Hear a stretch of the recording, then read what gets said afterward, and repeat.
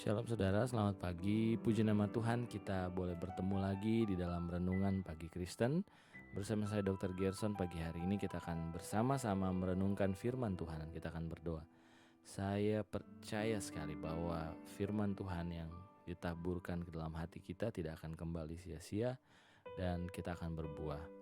Saudaraku, satu ayat firman Tuhan yang pagi hari ini akan kita baca terdapat dalam Kejadian 18 ayat yang ke-11 dan sampai ayat yang ke-12. Adapun Abraham dan Sarah telah tua dan lanjut umurnya, dan Sarah telah mati haid. Jadi tertawalah Sarah dalam hatinya, katanya, akan berahikah aku setelah aku sudah layu, sedangkan tuanku sudah tua. Saudara, renungan pagi hari ini diberi judul percaya walau tidak terlihat. Saudaraku, sudah menjadi rahasia kalau manusia itu akan lebih mempercayai sesuatu bila ada bukti terlebih dahulu. Betul nggak? Ya kan saudara?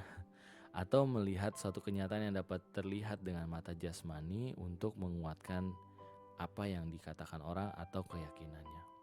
Saudara, saya tidak bisa menyalahkan karena kita dididik sedari kecil seperti ini. Kita menggunakan saraf indera kita untuk meyakinkan bahwa apa yang terjadi itu merupakan suatu kenyataan. Dan kisah ini menceritakan tentang Abraham yang disebut sebagai bapa orang percaya, yang mungkin awalnya juga sulit menerima atau mempercayai bahwa Tuhan berjanji bahwa aku akan kembali tahun depan dan mendapatkan engkau, dan pada waktu itu Sarah istrimu akan mempunyai seorang anak laki-laki. Dan Sarah mendengarkan pada pintu kemah yang ada di belakangnya. Itu pada ayat yang sebelumnya, yaitu pada ayat yang ke-10 ya saudara. Dan ketika mendengar firman Tuhan itu, Sarah dan Abraham mungkin sempat menanggapinya dengan dingin. Bahkan Sarah sempat tertawa. Apakah ini lelucon? Is this a joke, God? Itu adalah tanda keraguan dan mungkin rasa tidak percaya. Sebab memang kalau dipandang dari segi fisik dan usia, mustahil bahwa Abraham dan Sarah bisa memperoleh keturunan. Tetapi Tuhan, saudaraku, di dalam Bilangan 29 ayat 19 dikatakan Tuhan bukanlah manusia sehingga ia berdusta, dan bukan anak manusia sehingga ia menyesal. Masakan ia di sini Tuhan berfirman dan tidak melakukannya, atau berbicara dan tidak menepatinya. Saudara tidak perlu meragukan janji Tuhan ketika itu dikatakan oleh Tuhan sendiri.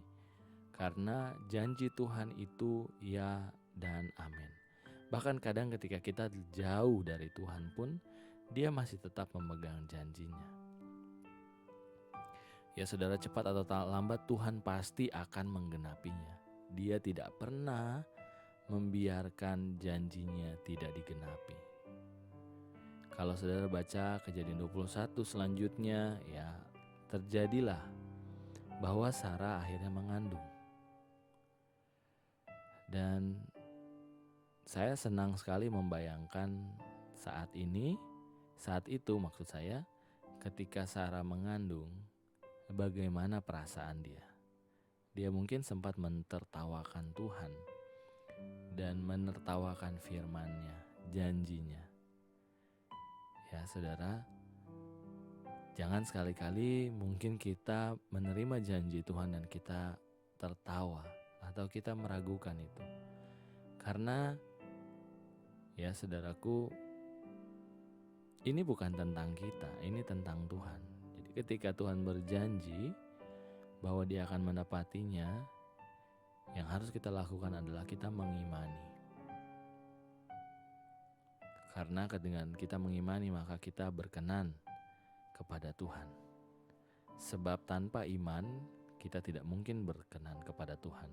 Ibrani 11 ayat 6. Dan saudara, jangan juga kita sekali-kali membiarkan keadaan membuat kita meragukan janji Tuhan. Saudara, janji ini ada janji yang bersifat umum dan ada janji yang bersifat khusus. Ada janji yang memang Tuhan akan sampaikan dengan spesifik kepada kita ketika kita dekat dan mendengarkan suaranya setiap hari. Ada janji yang bersifat umum. Saudara jangan sampai kehilangan kedua-duanya ataupun menganggap salah satu lebih penting daripada yang lain.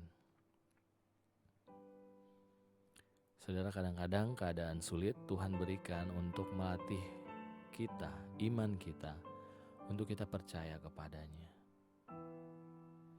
Karena 2 Korintus 5 ayat 17, ayat 7 maksud saya, adalah kita hidup karena percaya dan bukan karena melihat. Karena yang kita lihat sekarang, itulah yang bisa dilihat oleh mata jasmani kita. Sedangkan yang tidak bisa kita lihat jauh lebih kekal daripada dunia ini, yaitu kerajaan Allah. Karena itu saudara, jangan sampai kita kehilangan iman hanya karena keadaan yang kita bisa lihat sekarang.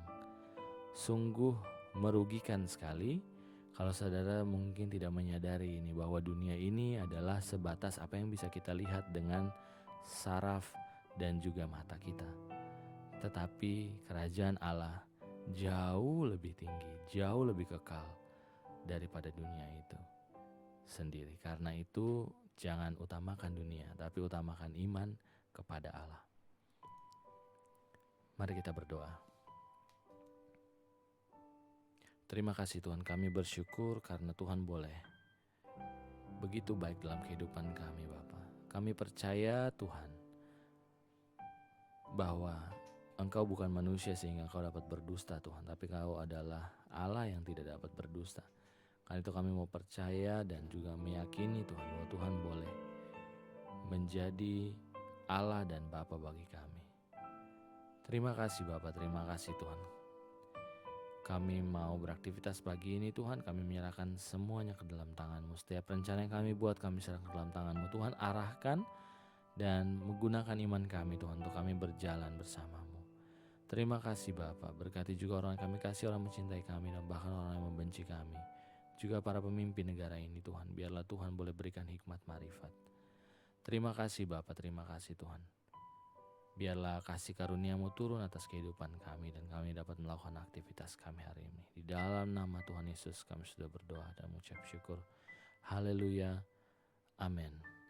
Puji nama Tuhan saudara. Saya percaya saudara hari ini kita dapat berkat dari Tuhan dan selamat beraktivitas. Sampai bertemu lagi di renungan pagi besok. Dan biarlah saya percaya, biarlah Tuhan yang boleh memimpin kita dari iman kepada iman yang benar. Haleluya, Tuhan Yesus memberkati. Amin.